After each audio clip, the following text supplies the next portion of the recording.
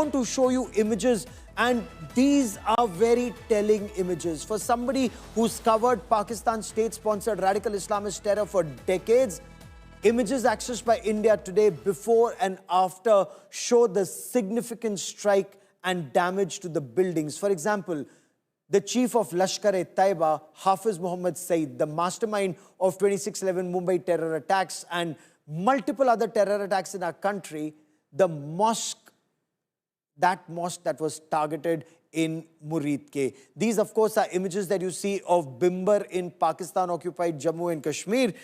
I want to run you through all those targets, those 9 targets acquired by the Indian Armed Forces.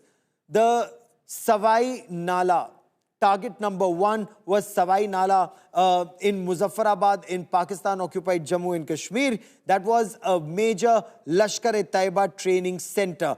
And when India was targeted in the past on the 20th of October 2024 and then again on 22nd of April 2025, the terrorists had not only stayed but also trained at the Savai Nala in Muzaffarabad. The second image that you just saw on your television screen a moment ago was that of an unmanned combat aerial vehicle that was going in, actually one to target. There you see the unmanned combat aerial vehicle drops the cargo or the explosive to take the terror training camp down. This is the one in Sarjal in Sialkot, which is just about 6 kilometers from the international border. And this is opposite the Samba and Katwa area. The Mehmuna Joya terror training camp, and this is in Sialkot. This is one of the biggest Hizbul Mujahideen camp.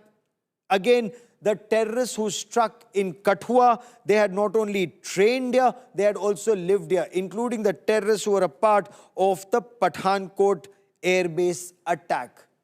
Markaz Subhanallah in Bahawalpur, perhaps the biggest and the most important along with Muridke is the Markaz Subhanallah that's been targeted in Bahawalpur. This is the headquarters, a satellite image of the headquarters of Jaish-e-Mohammad. It's a UN-designated global terrorist organization that was targeted. The mosque linked to the indoctrination, the terror activities, that has been taken down.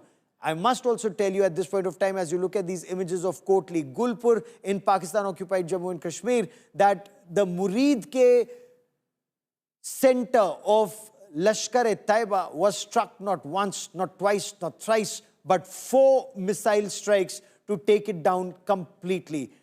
Do remember, 26/11 Mumbai terror attacker Ajmal Amir Kasab confessed he was trained at this Muridke center.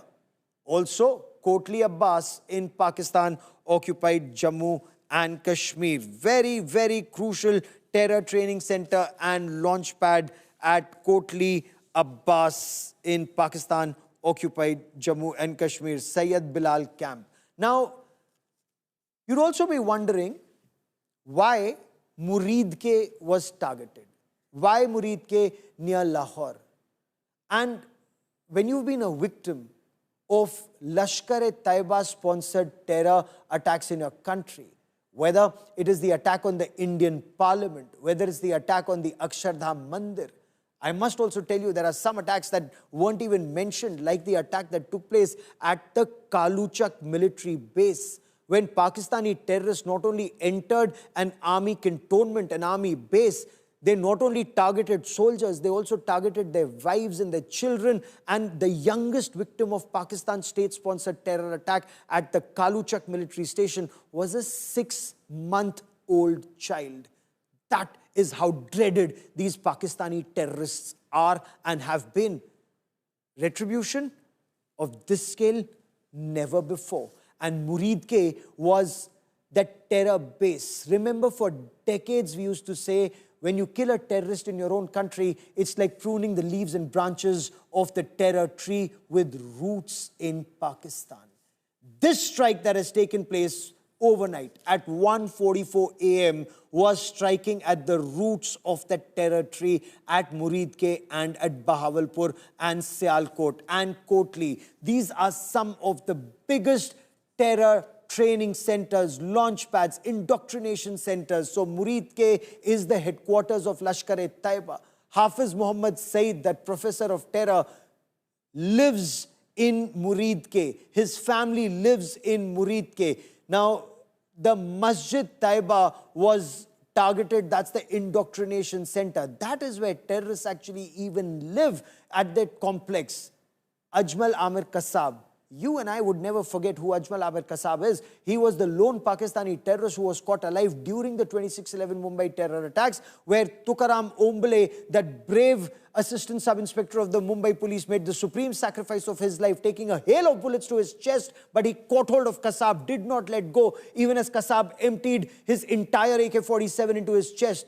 Tukaram Omble, the entire nation owes him a debt of gratitude for catching that Pakistani terrorist alive.